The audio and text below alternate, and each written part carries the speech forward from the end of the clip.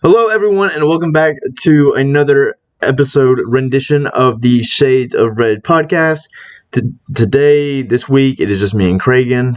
Levi was feeling off. I think he said he was tired, so he's out. Cam, who said he was going to be with us this week, has decided to join us. Not again this week. We asked Reed and Paul, who has never been on here before, but sometimes talks in the chat. And Reed, who has been in here before, but has not been in here for over a year. So just me and KRAIGEN today. We're going to discuss a little bit of Portal talk, bowl games, just a little bit else what's going on. And then I've got a question at the end that I think we'll both have to think about to answer, but it should be fun to answer. KRAIGEN, how's Washington doing in the Portal? We got actually quite a bit of action so far.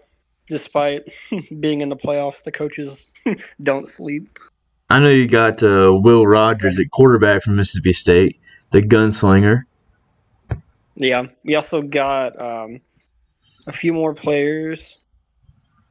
We got Drew Azopardi. He's a tackle to replace some of the talent we're going to lose to the draft. Where's he coming from? So he is coming from San Diego State.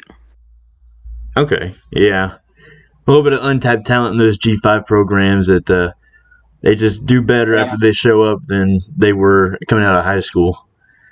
Yeah, he's got a good size, 6'7". Oh, yeah, he's huge. Yeah.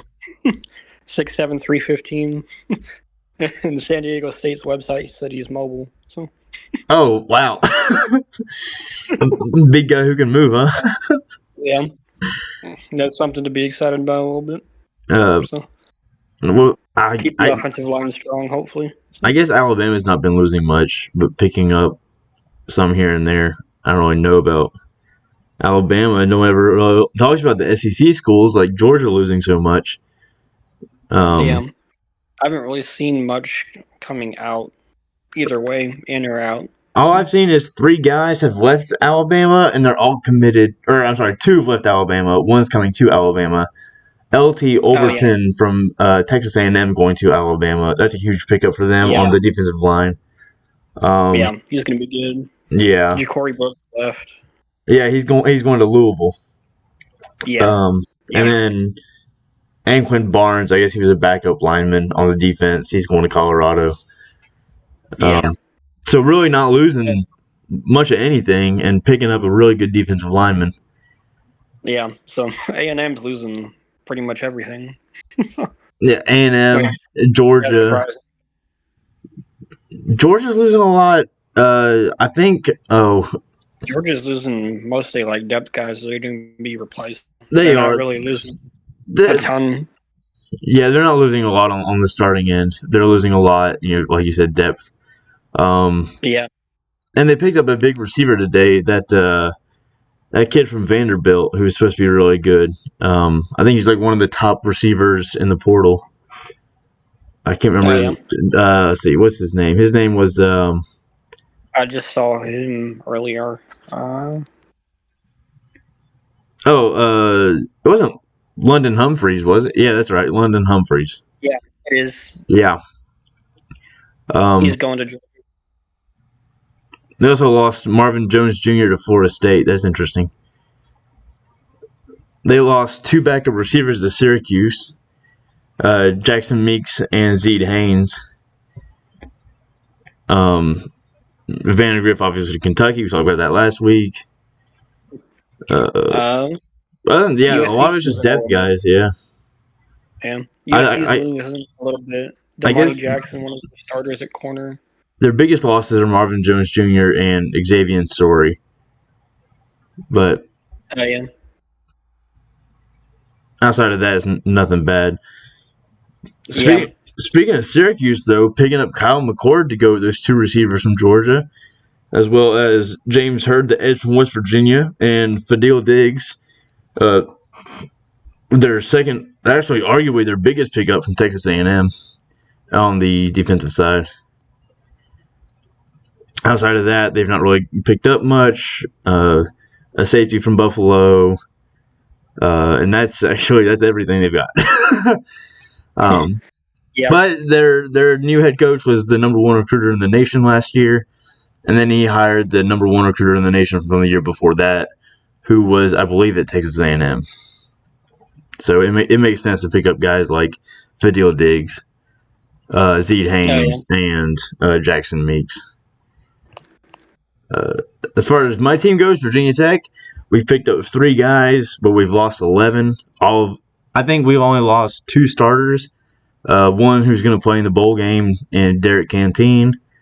But then we lost Daquan Wright, who was a really good tight end for us. I think he only had like 590 yards for us this year, but I mean he has some big plays. Yeah.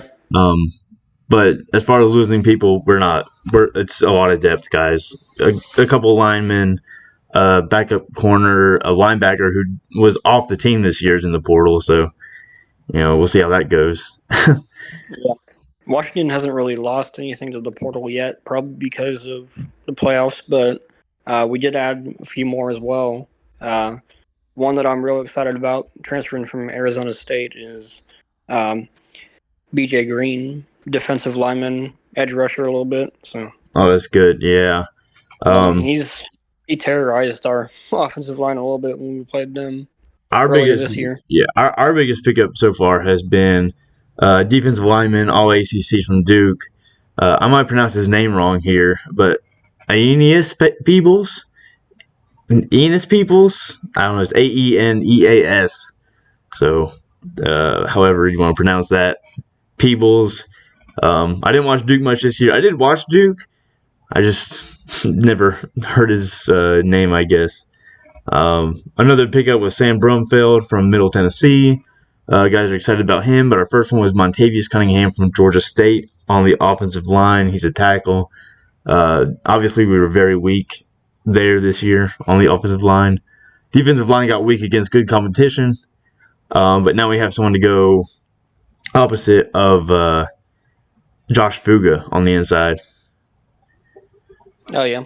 Yeah, and we got a linebacker to replace Alan Tisdale, so that'll be good. A few more of the guys that we got at Washington. We actually got someone from Montana State who's been pretty good last few years, competing for the FCS playoffs and stuff. And, we got Sebastian Valdez, defensive lineman. So he's been pretty good for Montana State. So pretty big pickup for us there. Yeah, a lot of those FCS guys are very much at Power 5 level. Yeah. They just fly under the radar, or they don't have the grades for it, or maybe it's too expensive at the time. They didn't get a scholarship, but Yeah. definitely. And the last guy. Go ahead. Oh, I was going to say there are just definitely guys out there who could be at the Power 5 level who get stuck at FCS or D2. Yeah. So excited for him. Hopefully he can do pretty well. And then the last guy we've picked up so far that's official is Ethan Barr from Vanderbilt. Graduated and transferred. So Yeah, he's linebacker probably would be depth. So. Vanderbilt lost like 20 guys. Yeah. Jonathan Smith has done a good job at Michigan State, kind of getting some of those guys back out of the portal, though, and retaining his players. They've pretty much retained, almost everybody that I've seen so far. And then they also got Jack Veiling, his number one tight end, to come over Giles officially now too. So they're going to be putting offensive pieces. They'll be top 5 in the Big Ten next year, I think. I think he's a really good coach, and he's bringing in some real good talent. Yeah, he's a great coach. He just needs a little bit of time to get some of that, all that mess sorted. He's definitely got to get some of those defensive guys to come back. His offense is going to be great, but his defense, it's going to be like watching Ole Miss or LSU this year. LSU was all offense, no defense. Yeah, one thing I really haven't seen yet is any of his defensive guys come transfer with him yet, career-wise. So Yeah, That would be huge for Michigan State if they landed any of them. So, because yeah, Oregon State's defense has been good for a few years. yeah. Oregon State they always had a top defense in the Pac-12. Yeah. And Jonathan Smith's been a huge reason for that. They've just been awesome to watch, keep climbing under him. So every year. yeah, I always liked Oregon State. I was like Oregon State is like my dark horse favorite team. Just because everyone always counted them out. They were always like mid Pac-12, and then they got good like 3 years ago. Yeah. It's all down to Jonathan Smith just building a great program. So hopefully you can do the same for Michigan State. Oh yeah. I tell you what, Michigan State and Indiana are going to be two fun teams to watch this year. Just because Yeah. Jonathan Smith coming in from Oregon State, jumping back into a power conference, and then you got Kurt Signetti coming in talking all this trash, saying how they're going to win the Big Ten and Ohio State and Michigan are overrated. Yeah. This thing is it's gonna be real fun. It's gonna be a fun year next year. Yeah. Dan Lanning can't escape Jonathan Smith. So. Yeah. 1-1 against him, so that'll be fun. I think is he really 1-1 against him? Yeah, Dan Lanning's 1-4 against his rivals. He's beat Smith once and DeBoer none. Oh yeah, he's 0-2 against DeBoer. Yeah. 0-3 because of the last year, this year, and then championship game. Yeah, championship game this year. Was Lanning there last year? I thought he was only there this year. No, he was there last year too. Oh, okay. I didn't. Yeah. I thought he jumped after last year. Okay. A little shout out to Levi here since he can't make it. A couple of these NC State transfers, they've gotten some real good guys like Jordan Waters from Duke, one of their really good running backs. Yeah. Of course, Duke was a run-heavy team this year. I still don't understand the hype behind Riley Leonard. Good luck, Notre Dame. They picked up Tamarcus Cooley, corner from Maryland. Terrell Timmons Jr. left, but it's not a big deal. Picked up a lot of these. They picked up a tight end, Justin Jolly from UConn. Levi was really excited about that one. Corey Coley Jr., another Maryland corner who they picked up. And picked up Wesley Grimes from Wake Forest, which was real funny because you're just pulling from a rival. Yeah. And then they got Grayson McCall from Coastal Carolina, Zeke Correll, lineman from Notre Dame, and then that's what it is for their big pickups. Of course, Valen Erickson from Missouri, offensive tackle. But that's everyone who's committed to him so far out of the portal. Lost MJ Morris. Levi's not mad about that because he's a quitter. Yeah, he didn't really like MJ Morris at all either. So he liked him until he quit. Until that whole fiasco middle of the year after he played 4 games and he wanted to sit in red shirt. And then there was that big fight on Twitter, also known as X. Yeah. Marshall's lost a lot. Marshall lost their quarterback. No one's really committed anywhere from Marshall. It's just everyone has entered the portal. Like they've got an offensive tackle, a defensive lineman, tight end, their quarterback, their Cam Fancher. He's not committed anywhere yet. Javen Hall, Caleb Coombs, Zion Odoms, Chase Harrison, their backup quarterback is in the portal. Elijah Russell, a defensive edge, he's in the portal. Like they're in a lot of trouble in Marshall, and after we almost hired who's their coach? I knew this a week ago. Charles Huff. After we almost hired Charles Huff after firing Fuente, and now he's out here. He's making himself look bad. Talking about how he wasn't surprised Fancher hit the portal because the fans hated him. Then everyone is replying to him saying the fans didn't hate him. The fans hate you for the play calling. So, that's just a very interesting situation, and I'm surprised Charles Huff still has a job. Probably won't after next year. James Madison, surprisingly, actually unsurprisingly, losing players, but surprisingly enough, not losing as many players. I guess they're losing their quarterback Jordan McLeod, but Oh yeah. I mean, Mikhail Kamara, defensive lineman, already committed to Cincinnati or Indiana, sorry, following Signetti. A lot of these guys are backups though, like just Yeah. guys who weren't going to play, probably within the next 2 years. James Madison probably going to go FCS or to another G5 school, maybe Liberty. But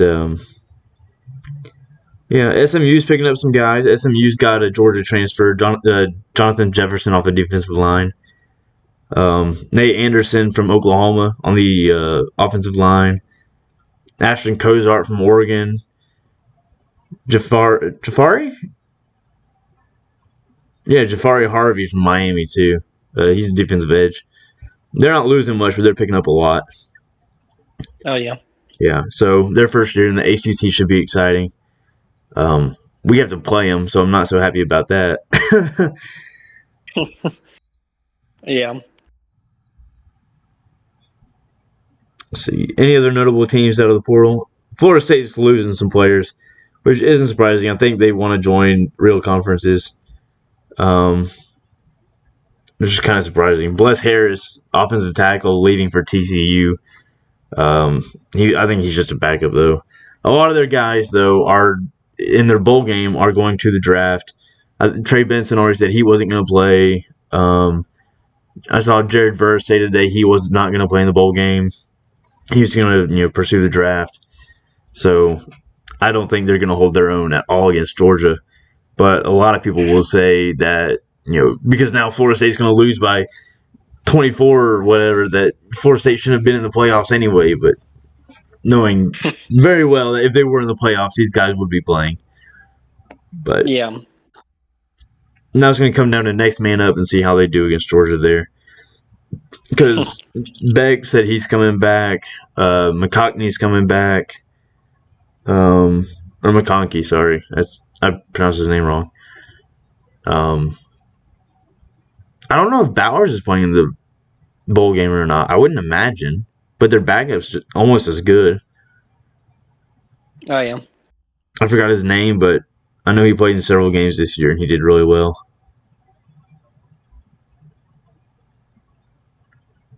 Anyone else? USC's losing some interesting talent. I think they're losing a lot of talent, including the three guys who entered today: Corey Foreman, Damani Jackson, and Tackett Curtis. Yeah. Yeah, that's big talent. Tackett Curtis was interesting to me because he was like a freshman this year. So, and he played all 12 games and had pretty good numbers. So, it's kind of a little bit worrying that they're losing him, in my opinion. And then Damani Jackson is their starting corner, one of them. So he's leaving. A lot of these guys are defensive, and I think it's because they want to play under a real defensive coordinator who's going to help them get better into the next level. And I don't think that they're going to see that at USC. So, I mean, some of these guys might be going to Michigan State or Georgia or Alabama or Washington even. Yeah. But I would take Damani Jackson and Tackett Curtis for sure. Oh, yeah, absolutely. But I think it's very much Lincoln Riley does not care about who runs the defense as long as it's not him. Yeah. Speaking of Alabama and USC as well, Corey Foreman's hitting the portal as well. So it'll be interesting. He's not really gotten going at all in his 3 years with USC. So it'd be interesting to see if he lands somewhere that he can finally start playing pretty well, or if he's just Which I'm sure he will. I'm sure that's one of his big things in his process of where he wants to transfer to. Yeah, he was like third, fourth string at USC at this point. So here's a surprise to absolutely nobody. Clemson has lost 11 players, including the backup quarterback Hunter Helms, to the portal, and they have picked up 0. Because Dabo Swinney does not believe in the portal. And so he's losing an offensive tackle to Charlotte. He's losing a wide receiver to Notre Dame, a corner to Missouri, a safety Andrew Makuba to Texas, and edge David Ojiegbe? Ojiegbe. Maybe that's right. Ojiegbe. He's going to Pitt, which I don't know. Well, why in the world you want to go to Pittsburgh? But that's where he's going.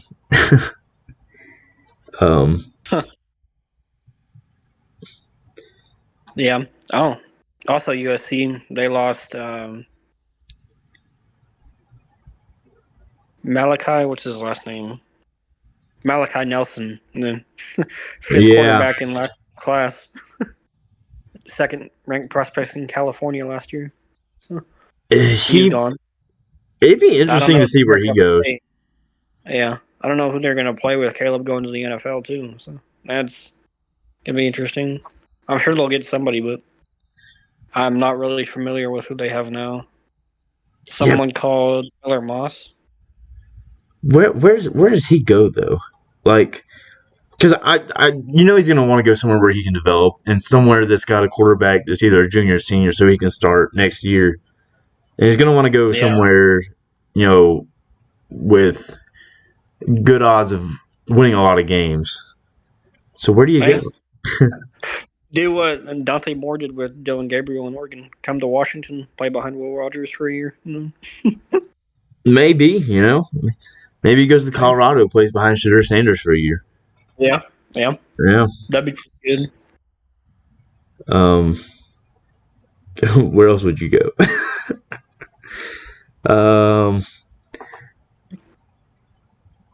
Gee. Who are the quarterbacks coming up next year? I know if he's just not going to go to the NFL. He's too young. He's a freshman. Texas is going to go for Arch Manning immediately. So they're going to have a redshirt freshman quarterback all year. And then he'll play all the way through his senior year, I'm sure, but he'll be at Texas the whole time. I'm trying to think of Heisman favorites for next year who might be going to the NFL. He can go to LSU. Quarterback room has a lot. What does LSU have? Yeah, he could go to LSU. Nobody, as far as I know. Yes. They don't have Max Johnson anymore. They don't have Daniels is going to the NFL. Yeah. I don't know who their backup is, so I'm not sure. That'd be a good spot for him. Yeah. They always recruit talent at wide receiver, offensive line, running back. So they got AJ Swan out of the portal, but he's going to be any good. He's from Vanderbilt. You don't want a Commodore at quarterback? I wouldn't. Not personally. Yeah, me neither. So. He could go to Mississippi State, maybe. Sling it. Oh, Alabama transfers out. I don't know if we mentioned it last week or not, but what's his face? Tyler Buckner going back to Notre Dame to play lacrosse. Oh, yeah. We didn't. I don't think we touched on that too much, but that's funny. Yeah. Yeah. That's awesome. Good riddance. Yeah, why? I don't know. Yeah. Merrill turned it out once. Tommy Reese stopped calling plays to get him on the game. So that was very clearly what was happening in the first couple of weeks. He was trying to get Buckner on the field. Yeah, he was. I remember that. Rotating between Buckner and Milroe. Yeah. Just trying to get something going. Gus Malzahn's losing a lot at UCF. A lot of these guys are uncommitted. Nice. You love to see it. Yeah. He's getting a couple, but a lot of these guys are going Drake Metcalf is going to Virginia. He's a lineman. He won't do any good at Virginia, but that's where he's going. Jordan McDonald, running back to Boston College. Same story. Yeah. And then, he's picked up... Boston College. Do they still run the ball relatively well, or Boston College? They've had a few running backs, fullbacks a little bit in the NFL, but not this past year. Really. No, they couldn't do anything this last year. I think their leading rusher was their quarterback, Castellanos. That's funny. But no, I mean they were bad. um,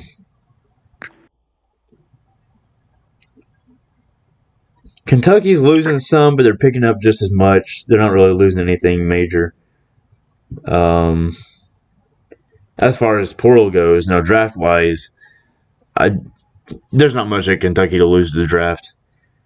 You're losing Tavion Robinson. Congratulations, the wide receiver you got from Virginia Tech that you never used. Yeah. Let's see. Indiana, Kurt Signetti has been very active in the portal. He's picked up 2 Wake Forest players, which I know it's Wake Forest, but Justice Ellison, who I watched play this year, he was really good at Wake. He's pretty shifty. He's going to Indiana.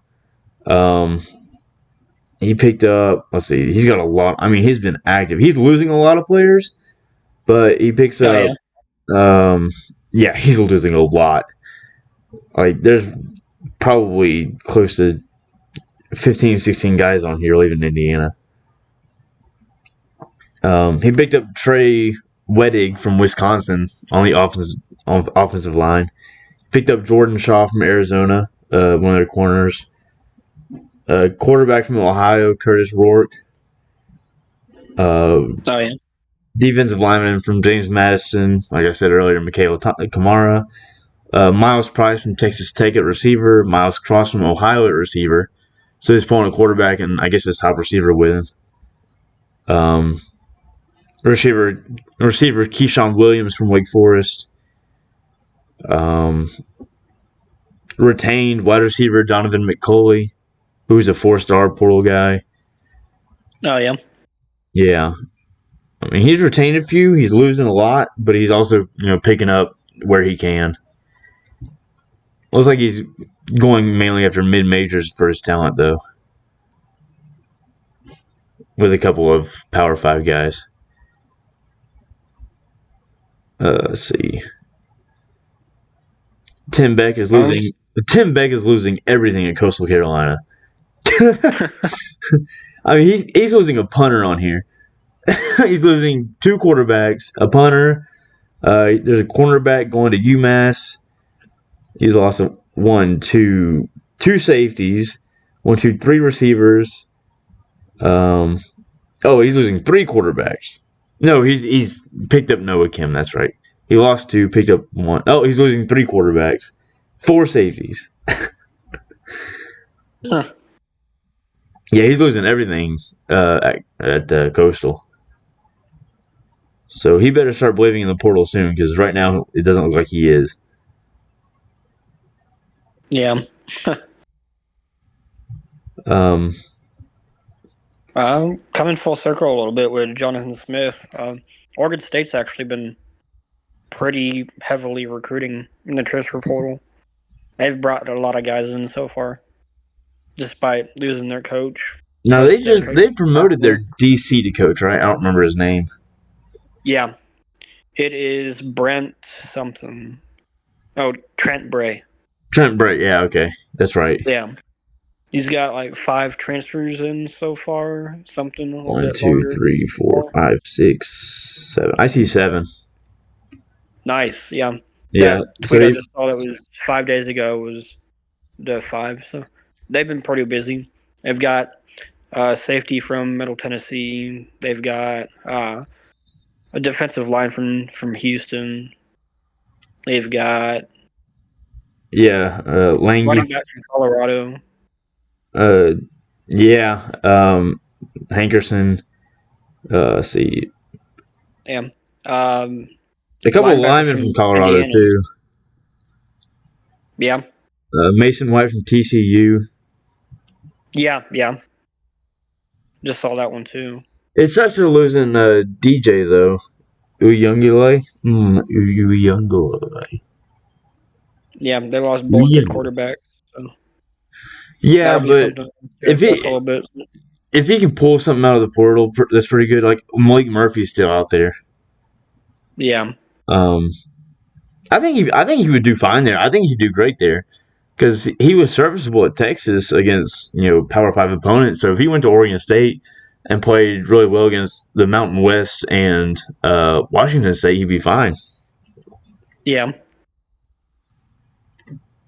So I could see Malik Murphy ending up there, but his story will be interesting too.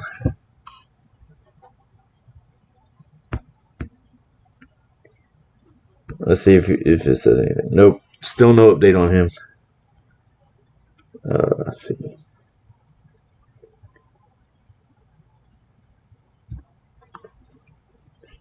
Any other notable teams in the portal? I don't think.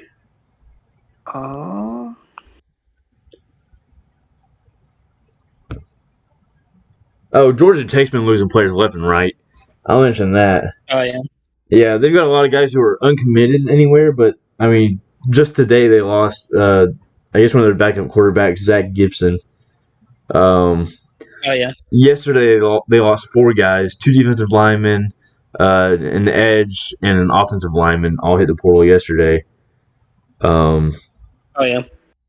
They've lost 4 defensive linemen in the last 4 days. That's rough. 5 in the last 9 days.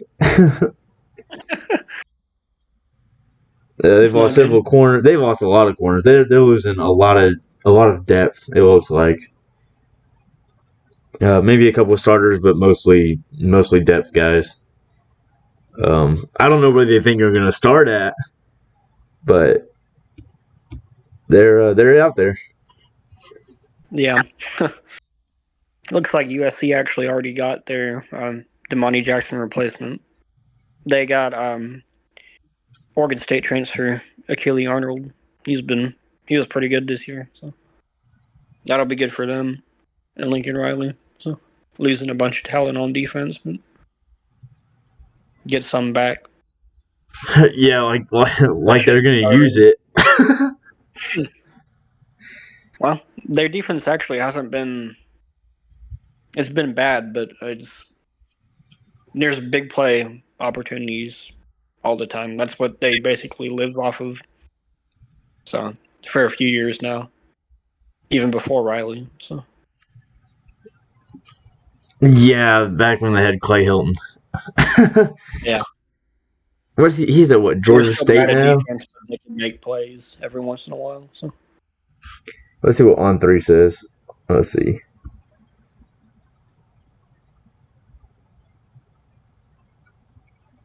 On3 just shows like the most recent.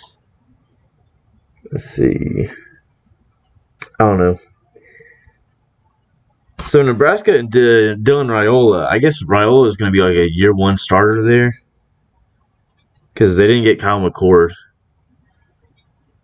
I guess they kind of quit pursuing Kyle McCord. huh. Now they also got Achille Arnold's brother. He's linebacker from Oregon State also. Easton. He had 107 tackles, 6.5 for a loss, 2 sacks, and 2 interceptions this year. So they did bolster pretty well, getting a couple Oregon State transfers. But USC. yeah, we'll see how they use them. that's what's going to matter most. yeah. Well, shout out to Reed. Let's see how Nebraska's doing. Portal wise, let's see. Lost Jeff Sims. What a huge blow. Nebraska fans everywhere are crying tears of joy. Yeah. Other than Dylan Raiola, I haven't really seen much on Nebraska. Well, they don't have much to talk about. They're only losing 4 players, and one of them is Jeff Sims. Sims, Lynham, who's a corner, Morton, who's a corner, and Jake Applegate, who's going to, what is this, Indiana Northern? What, what school is this? This is, it don't even say. It won't even tell me what school this is. It is.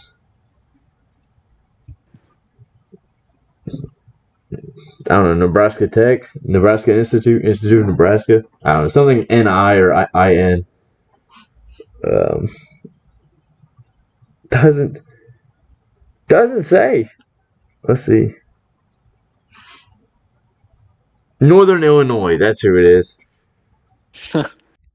So they lose a tight end to Northern Illinois. What a huge loss. I don't think. What did you just send? Coastal coach is having fun, looks like. There's no way that's Tim Beck. Somebody in a Coastal. Not sure who. Okay. All right. I'm gonna create another window real quick, just to show that. Because what is going on here?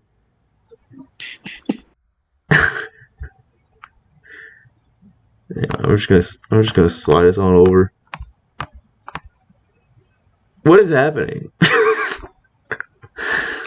I love the mascot in the middle. Yeah. And then he looks like he's a sergeant in the army or something like that. He's got like a whole, what is it called? Buzz cut going on. But this picture's not taken at Myrtle Beach. This looks like it's in Hawaii. Like, you have the mountain in the background. You've got him. I mean, this is certainly not Myrtle Beach. I don't know. That's Tim Beck, baby. Let me find us again. Here we are. All right. Well, that was an interesting journey we went on there. All right, let's talk about these bowl games this week, this weekend, and into Tuesday next week, which I forgot to do through today last week. But if I had picked yesterday, I would have picked Old Dominion. Thankfully, we didn't, so we don't have to discuss it. They blew a fat 28-point lead. Today I would have picked UTSA, but they're down 14-0. Wow, yeah. Their quarterback is 1 of 6 for 1 yard and 2 interceptions. That guy's on fire. Yeah. He's completing passes, just not to his teammates. Yeah, to the wrong team. Marshall, at this moment, are very run heavy. Their leading rusher has 6 carries for 87 yards, is averaging 14.5 a carry with a touchdown. As a team, they are 12 for 97 yards and 2 touchdowns, a long of 64. Their quarterback is 2 of 5 for 17 yards. So yes, very much run heavy. They've punted 3 times. UTSA has also punted 3 times, but they threw some arm punts up twice. Yeah. Yeah, they have 10 rushes for 15 yards.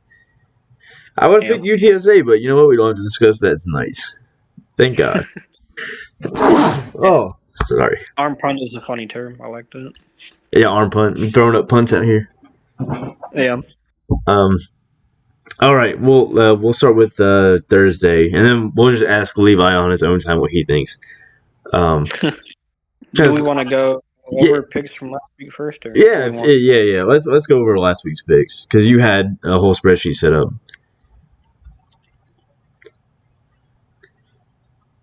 You can. You haven't pulled up? I do. Okay. Do you want to start that, or do you want me to I mean, Levi and I, we watched the Ohio-Georgia Southern game, and that was a mess. It was like 13-9 or something. No, it was 41-21 final. You're thinking about the App State Miami Ohio game. Yeah. No, Ohio-Georgia Southern, I had a wedding to go to, but I watched this before I left.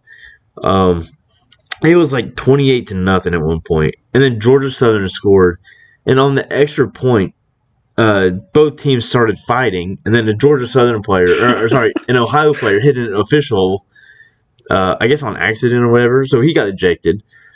And then the entire next drive for Ohio had like 5 holding penalties.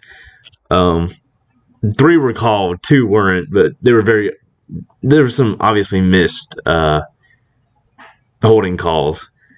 It was riddled with penalties for the rest of the game. This was like the third quarter.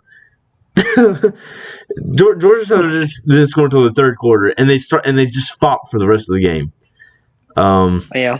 Yeah, Ohio was holding like crazy. And then when Georgia Southern had the ball, then they committed like these stupid fouls, just unnecessary roughness after the play.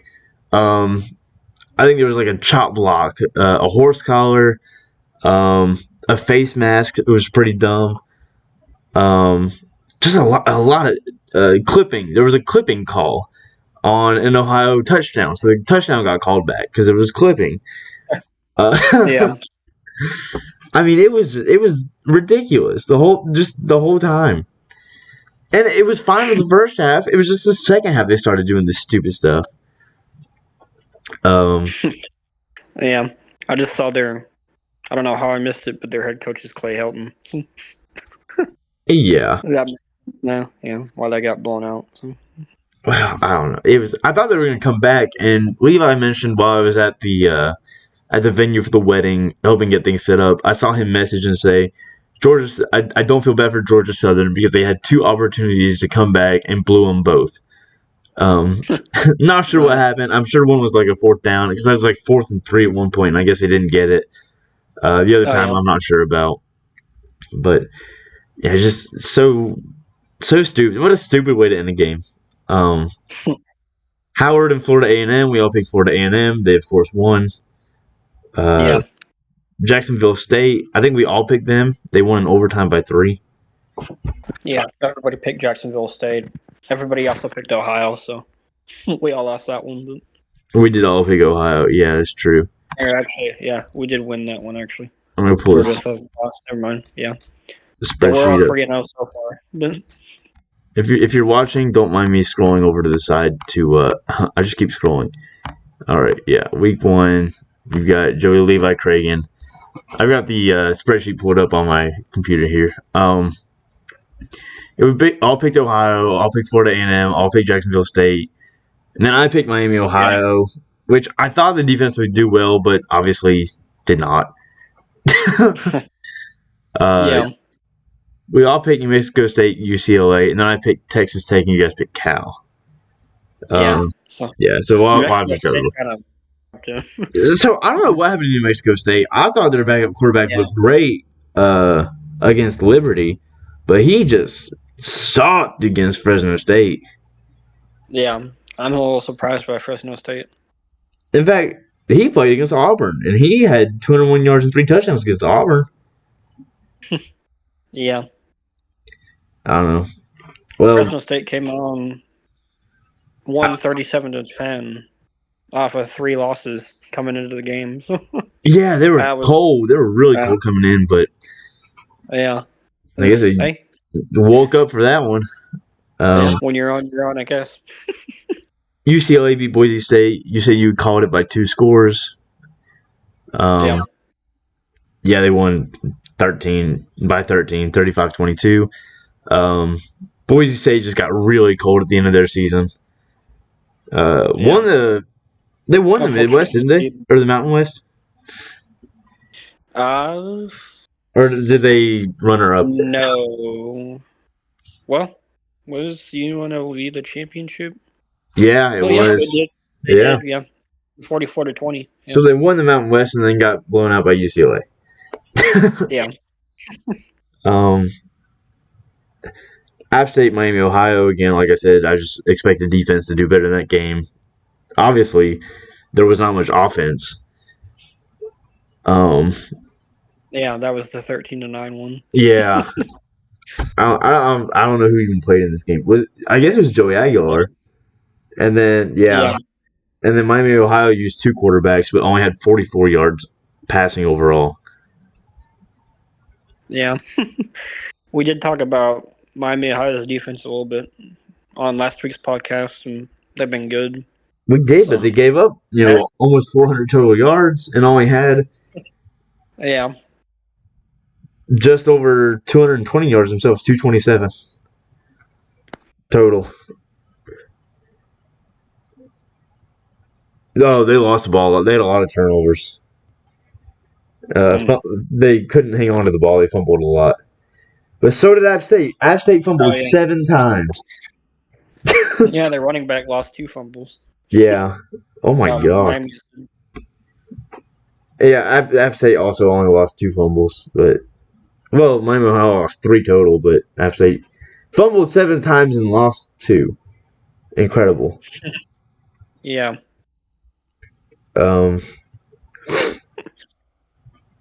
Yeah, it must have been raining or something. In Orlando on a Sunday night. Actually, it did rain that day. No, it was Saturday. It didn't rain Saturday. Dang, I'm getting my days mixed up. All right. But, and of course, I mentioned Old Dominion blowing a 28-point lead to lose by 3 in overtime.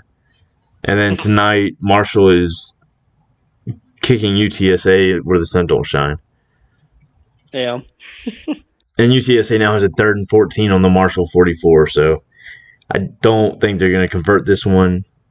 I don't think they get in field goal range. All right. So we'll start picking me and you for this week.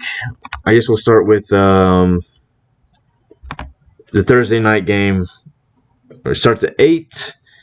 The roofclaim.com Boca Raton Bowl. Played in Boca Raton at Florida Atlantic Stadium. South Florida versus Syracuse. I don't know who's playing quarterback for Syracuse. I don't know if it's Schrader or if it's their backup, because I don't know anything about Schrader.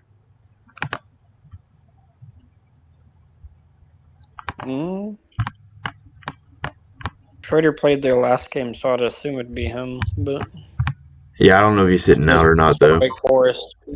Yeah. I don't know why he would. He's playing for 6-6 Syracuse. No reason to sit out. No, I don't see. I don't know anything about South Florida, but I just know that a lot of people think that they should be in the ACC or should join the ACC. I don't see the appeal. I've never seen the appeal of South Florida. I'll take Syracuse in this one. They're a 3-point favorite. Yeah, out of context today, too, with the UTSA bowl game.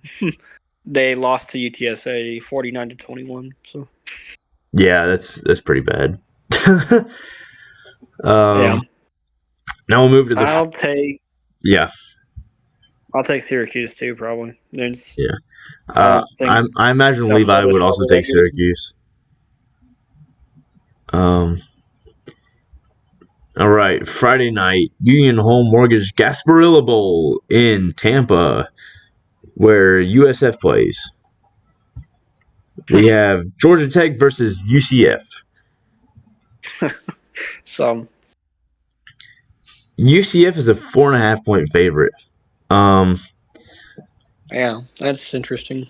I think this one is going to come down more to coaching and how much Georgia Tech has lost in the portal.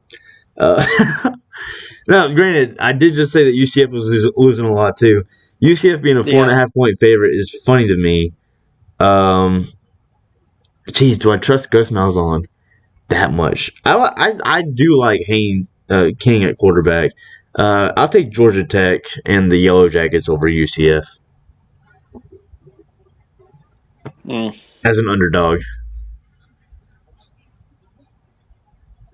I kind of want to go Georgia Tech as well. Yeah, I think I bet on UCF though. Yeah. They didn't lose that bad to Georgia. They didn't lose that bad to Clemson. And they also had more players back then though. They didn't lose that bad to Ole Miss. They lost a couple corners, but UCF is losing stuff too.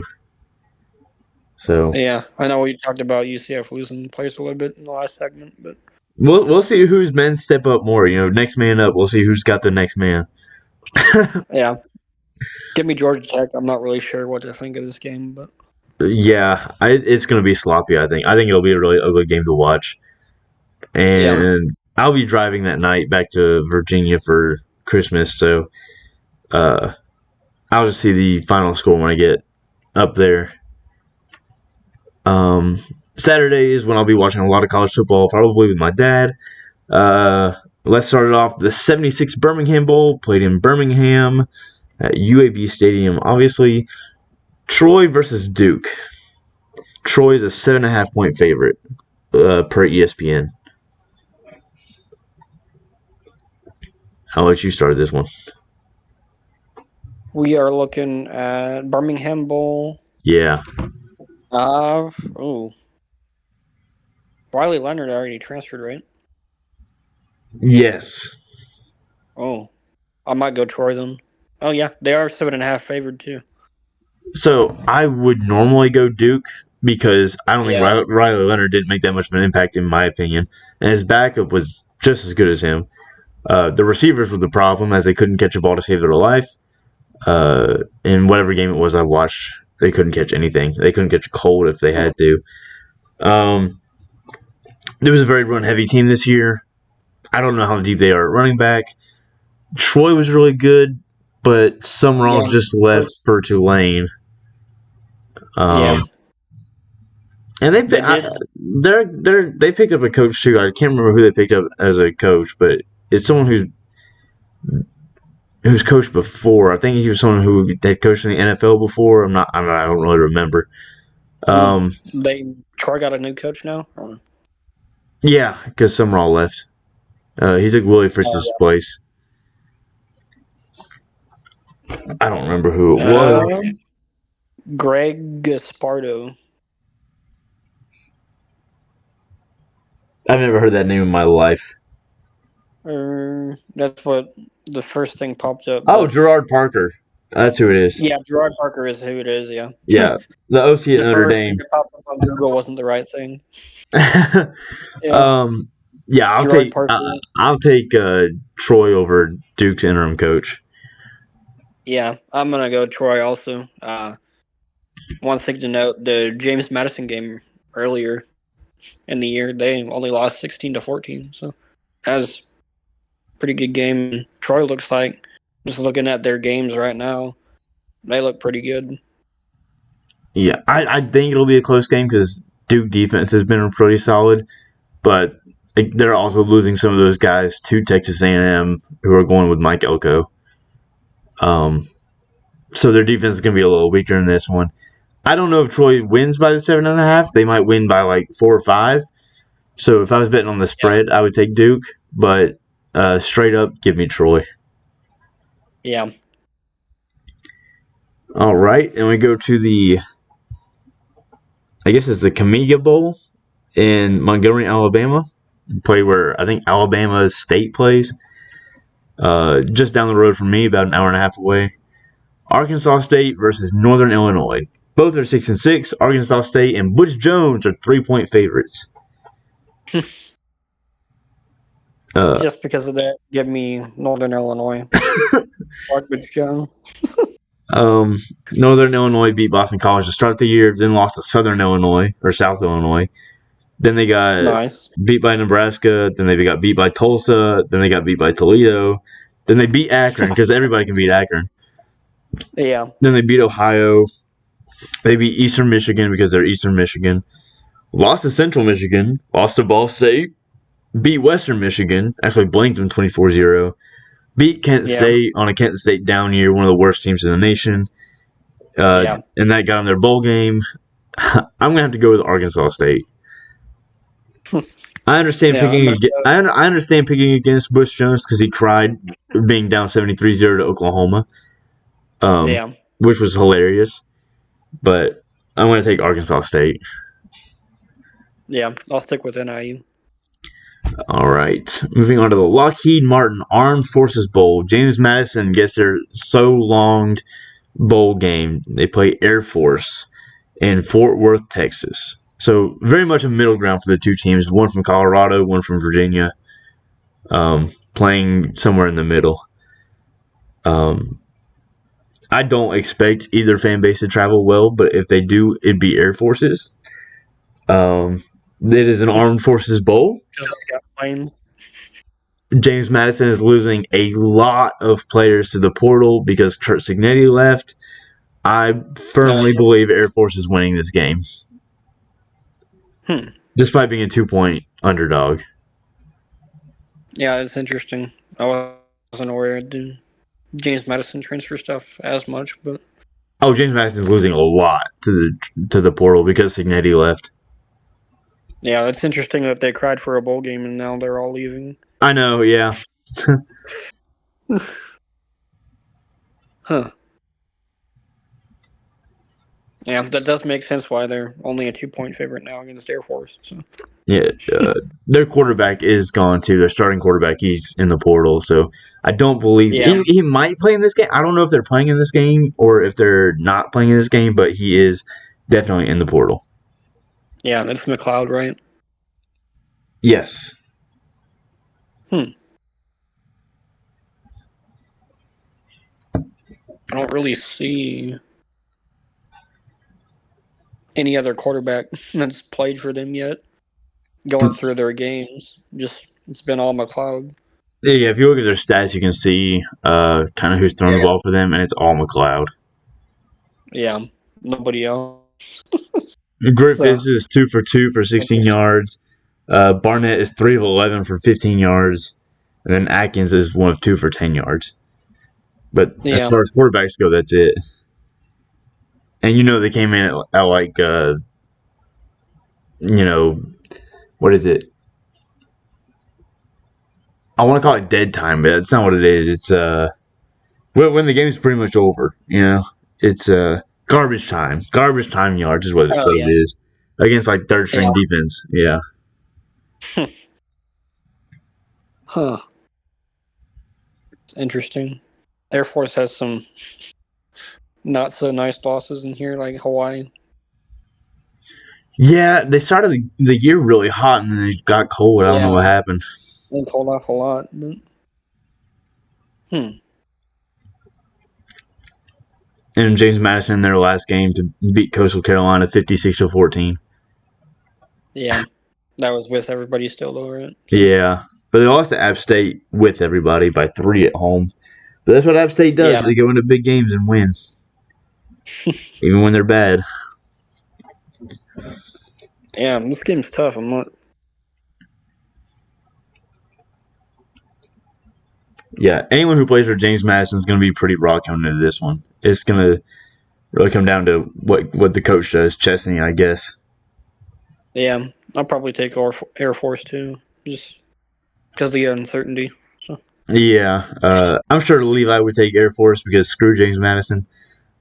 He hates underdog stories. All right, the famous Idaho Potato Bowl played in Boise is between Georgia State and Utah State. Utah State 2.5-point favorite. Both teams 6-6, barely make a bowl game. Georgia State started the year really hot. I think they were like 6-0 or 5-1 to start the year. Yeah, they were. Maybe they were 6-1. 6-1. Okay. Yeah, they lost their last 5.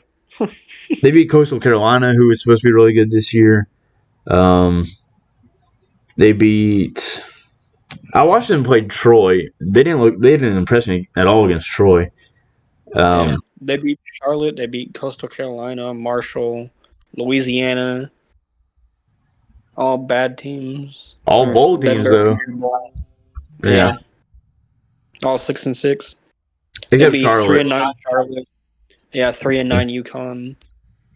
6-5 Rhode Island. Yeah, actually, Rhode Island is one of those teams that's kind of scary to play.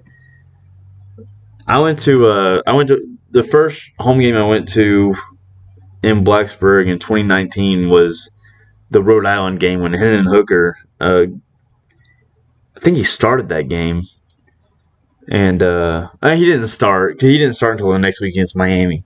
So Ryan Willis started, and then Hendon Hooker came in, I think, after the first quarter. Oh, yeah. But it was against Rhode Island, and I think we only won by like 12 points against them. But then they got they had to play LSU, lost 56-14, lost to Old Dominion by Yeah. 1, but it was at Old Dominion. I know it's hard to win at Old Dominion.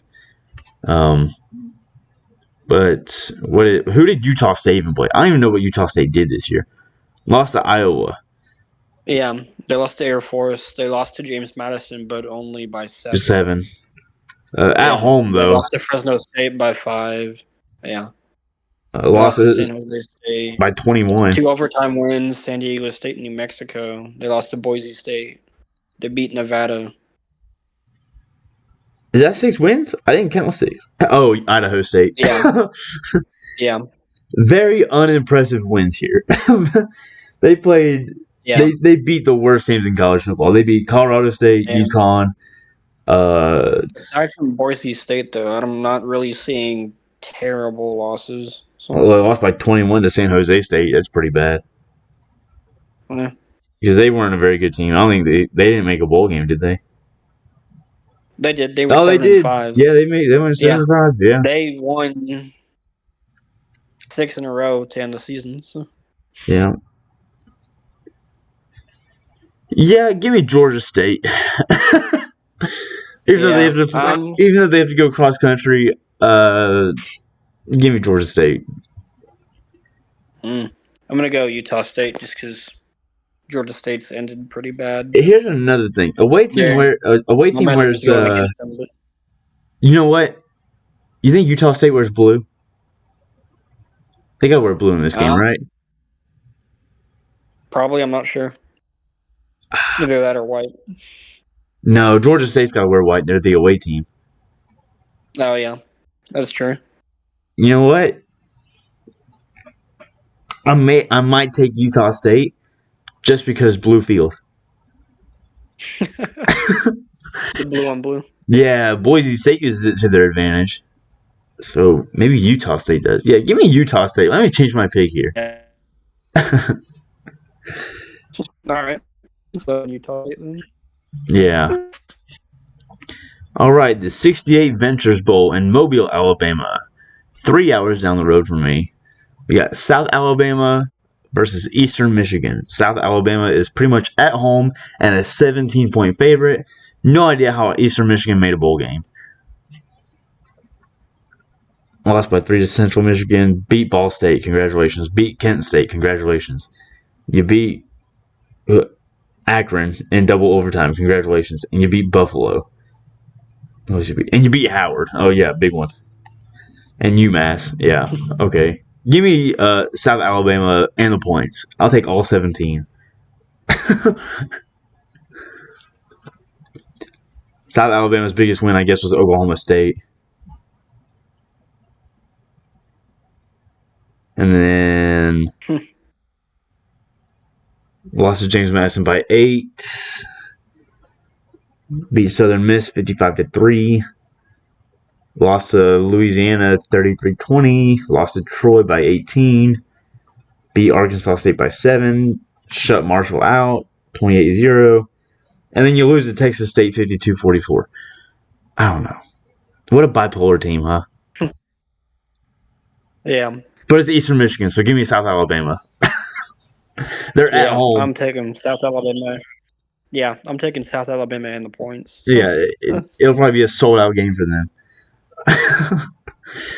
All right. SRS Distribution Las Vegas Bowl played in New Orleans. I'm kidding. Played in Las Vegas. Utah versus Northwestern. Utah is a 6.5-point favorite. Don't ask me anything about these teams. Don't even ask me about coaching. Yeah, Utah's just struggled with injuries this year. That's all they've. That's the only reason they're 8-4. So.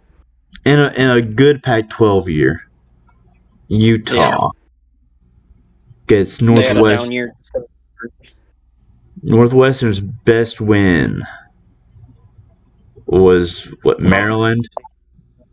Yeah, probably the equivalent of 3-9 Arizona State at best. Yeah, I'll have to take Utah here. Yeah, Utah for sure. Yeah, whoever's playing doesn't matter. They're better. They're closer to home. Northwestern's got to travel farther. Their coaching is a little more stable right now. A lot more stable. The talent's better. Whittingham is one of the best coaches in the country. Yeah, Utah for sure. All right, Easy Post Hawaii Bowl played in New York City, New York. Coastal Carolina versus San Jose State.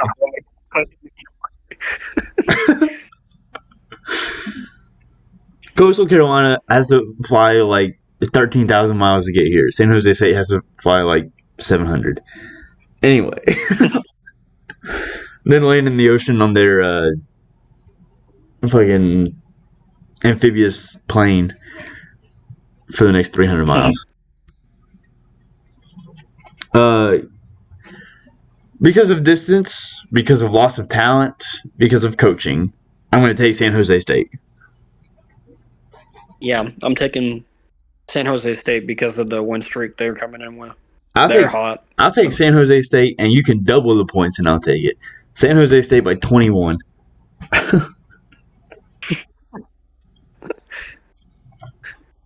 All right. Next Tuesday, this will be the last set of games we picked for today. Wait, was that it? That was everything for this coming weekend? I can't be right, is it? The 23rd? Yeah, it sure is. Okay. All right. Tuesday, December 26th. Let's pick. All right. The Quick Lane Bowl. Bowling Green and Minnesota in Detroit. So kind of a middle ground for both because Bowling Green is in Ohio or Kentucky, somewhere there. And Minnesota is in Minnesota. Yeah, Ohio. Yeah. Okay, it is Ohio. Okay. Because I know there's a Bowling Green, Kentucky too, but I think that's where Western Kentucky is located. Anyway, 7-5 Bowling Green against 5-7 Minnesota. Minnesota a 3.5 point favorite. Coaches Scott Leffler and I forgot Minnesota's coach's name. He's having a down year. In fact, this is a second down year in a row. Row the boat. Is it still PJ Fleck or is it someone else? It's still PJ Fleck. That's his name. I just yelled row the boat. I couldn't remember his name. I'll take Bowling Green. I'm going to take the underdog in Bowling Green too. Minnesota down year. PJ Fleck lost. They lost Mordecai at quarterback. He's in the portal. Did he start? Yeah. They had a common game against. Oh, I'm sorry. They had a common game against Michigan. Minnesota lost 10-52. Bowling Green lost 6-31. Better defense. You gotta take better defense every time, right? You hold Michigan to 31. I mean, you gotta be doing something right? Yeah. All right. Yeah, I'll take Bowling Green. Mordecai is not Minnesota's quarterback, by the way. It's the other guy whose name I can't pronounce. And he is also leaving. He's going Kaliakmanis. Sure, we'll go with that. Oh, yeah. Yeah. Mordecai is from somewhere else. I don't remember where, but I named Tanner Mordecai recently. That's it. Yes, that's right. Wisconsin. All right, so we both actually just each other there in the season. All right, Surf Pro. There's one more on Tuesday as well. There's two more. First Responder Bowl, Dallas, Texas. Texas State versus Rice. This is the Battle of Texas Bowl, apparently. Yeah, give me Rice. I don't need to see anything else. Texas State sucks. Well, I'm going to take Texas State. They're a 5.5 point favorite. And Rice sucks. Rice started hot and then got really cold at the end of the year. They lost 6 in a row. Yeah, started off hot with a 10-37 loss to Texas. Oh yeah, well, minus that. They beat Houston. Yeah. They beat Dana Holgerson. That's got to count for something, right? Yeah, the Houston team was 4-8 this season. Yeah, they're actually not looking pretty good, but I'll take Texas 11 is State. I'll take SMU. They only lost. what's his name? TJ Finley in Texas State over retired quarterback JT Daniels in Rice. Right, he had a college career quarterback JT Daniels who had to retire because of injuries. All right, and then the final game on Tuesday before our next podcast actually starts at the same time as our next podcast. Kansas at UNLV in the Guaranteed Rate Bowl in Phoenix, Arizona. Very much home for UNLV, but Kansas is a 12.5-point favorite. Yeah, I'm going to go Kansas. I'm also going to go Kansas. Better coaching. I guess UNLV is losing some guys in the portal, or they've got guys who are sitting out of the bowl game or something. Though I do like Odom as a coach, I don't think he's quite at the level of Leipold yet. So, give me Kansas and the points. And then everything after that starts on Wednesday, December 27th, which we will talk about in the next podcast. And I feel pretty good about these picks. You get those written down? Or in your... I do. Okay, nice. And we'll ask Levi later what he thinks. And then this last little question I want to ask you, I see you on X here, is a question that Josh Pate asked. It is, which dormant college football program would have the most insufferable fan base if they became elite? A lot of people are saying Tennessee. They're already insufferable. So. Yeah, they are, but this guy said that if Tennessee, you got to be good at some point to be dormant too. So this guy, let's see, yeah,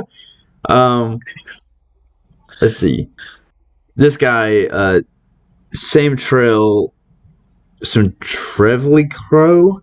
I don't know. His name is Sam. He pays for a verification badge on Twitter. He's a Tennessee fan. He says, "Josh, when we are finally back, I'm personally taking billboards out in Gainesville, Tuscaloosa, and Athens for a whole calendar year. I'm going to be the most unbearable person on this app in its entire history." So, yeah, Tennessee are definitely up there. Tennessee is striving to be insufferable. This guy Aaron at Grucky with 2 Y's said already happened with Georgia. Jeff Bell says Ohio State. USC was one I'd throw in there. Quinn Bear says, "Is this not Michigan currently? Elite probably is is still debatable. See cheating scandal." Yeah. Several people saying Miami. I would agree. Miami's fan base is very unbearable. This guy Aaron Burnside, he says, or at Big Baller Bernie, he says Nebraska, Texas A&M, and Florida, all 3. A lot of people saying Texas A&M. This guy posted a GIF. Says Gig'em. Big Game Boomer says Auburn. Yeah. All for One CUSA says James Madison, which is hilarious because they've never been elite. Yeah. General Mitchie Moss says Notre Dame, Miami, Tennessee, Texas A&M, Texas A&M, Texas A&M. Notre Dame is cheating because they were elite before. They've not been elite since segregation was. Yeah, they were elite before segregation was banned. So yeah, exactly. It was.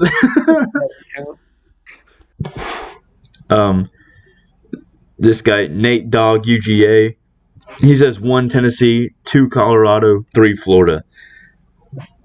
A lot of people saying Colorado because of the people who jumped on with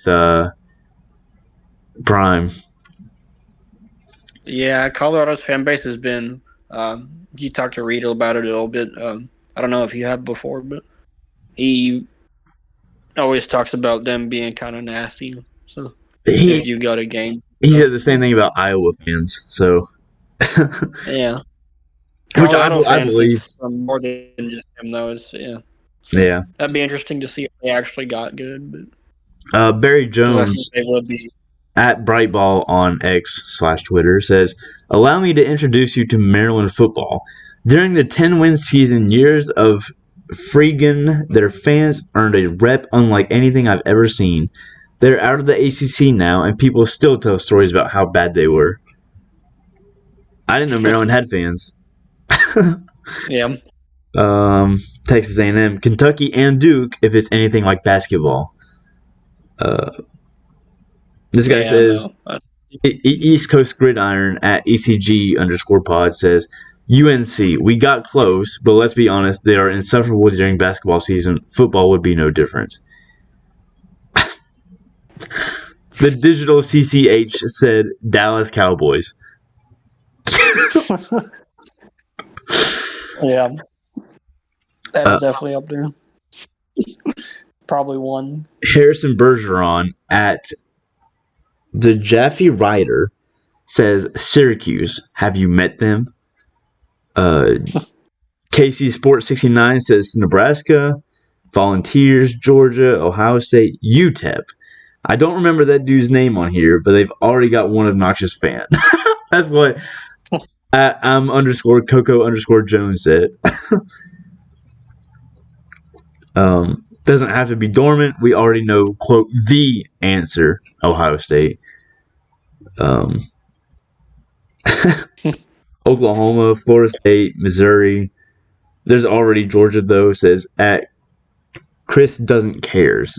Doesn't without an O or an E.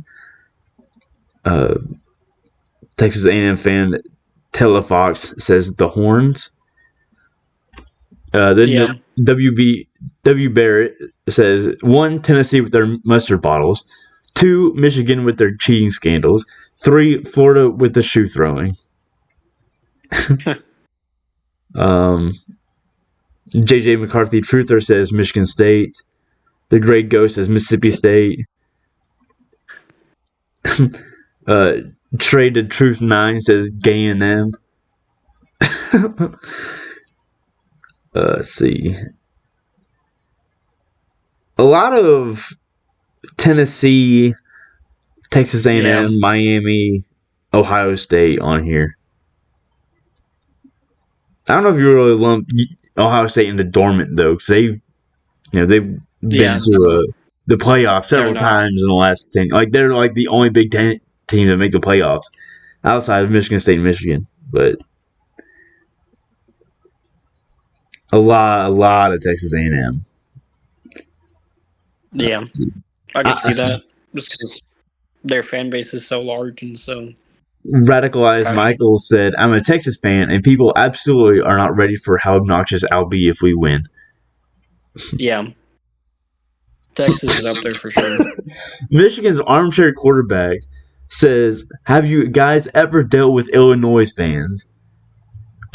What? Illinois? I'm sorry. No.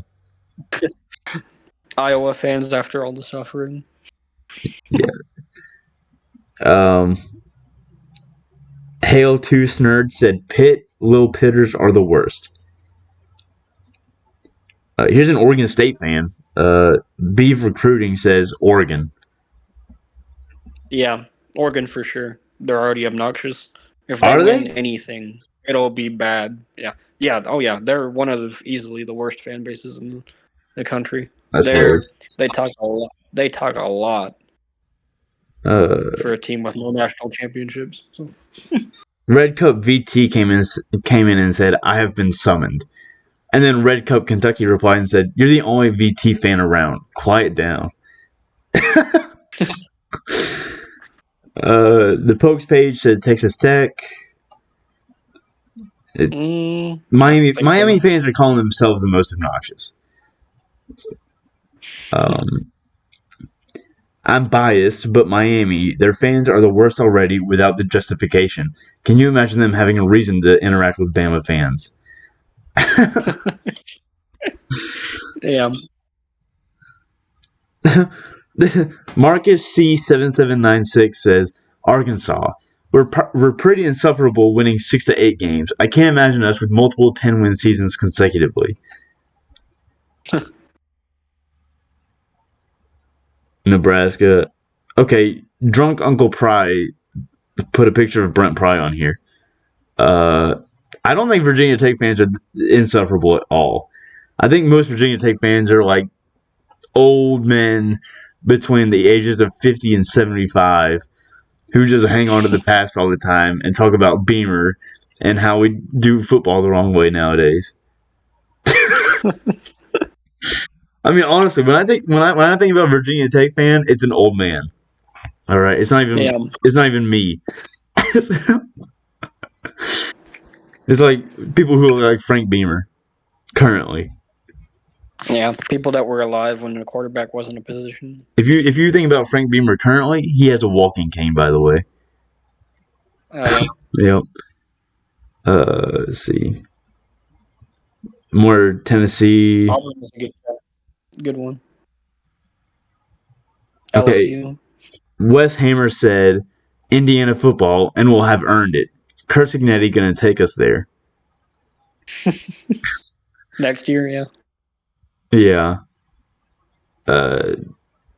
Matt Grubba says, shocked these guys aren't getting more love on this question, and has a gif of Penn State. It's because Penn State will never be elite. They aren't even as good as they think they are. I'm sorry, they are one of the most overrated teams in all of college football. Only because they play in the Big Ten, yeah. Yeah, because they're always third in the Big Ten. Because, I mean, 1 and 2 are head and shoulders above everyone else, and then 3 through 12 or however they may have, 14 now, I guess, are just mid. I mean, you're gonna have Washington and Oregon come in, and Washington, Oregon, UCLA, and USC just raised the floor of the Big Ten by like tenfold. Well, they raised the ceiling. The floor is still, Rutgers. The floor is still Nebraska. So. Honestly, they're not far off it. I think Purdue is worse. Yeah.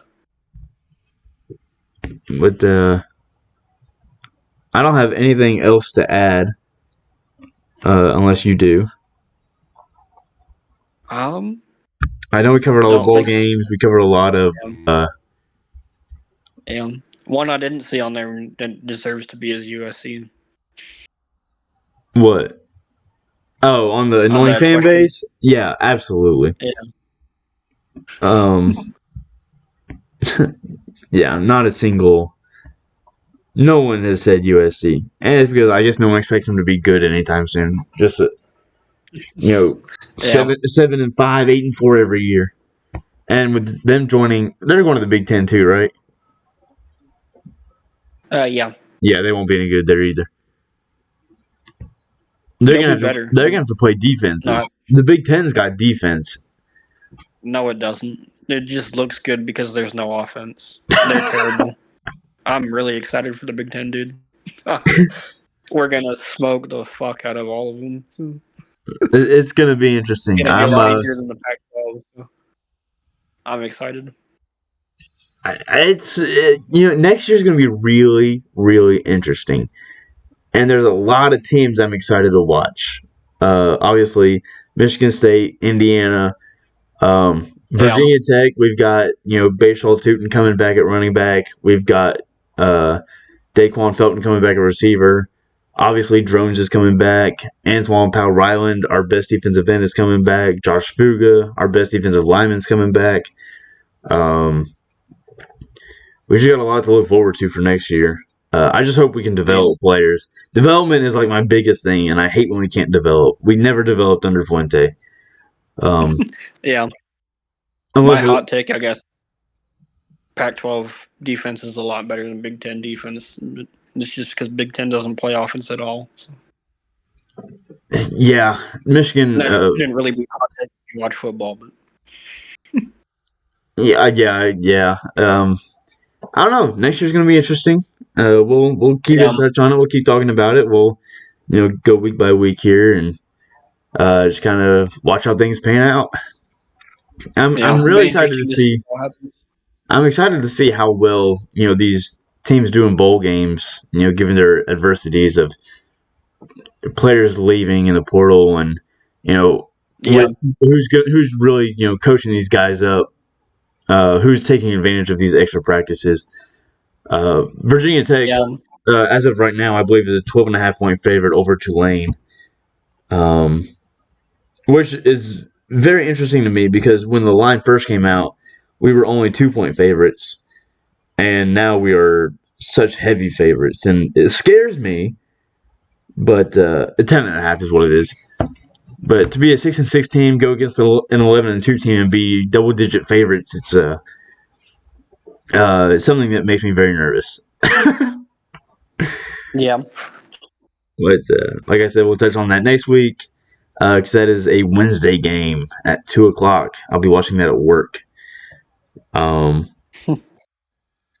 Other than that, I've got nothing else to add unless you do.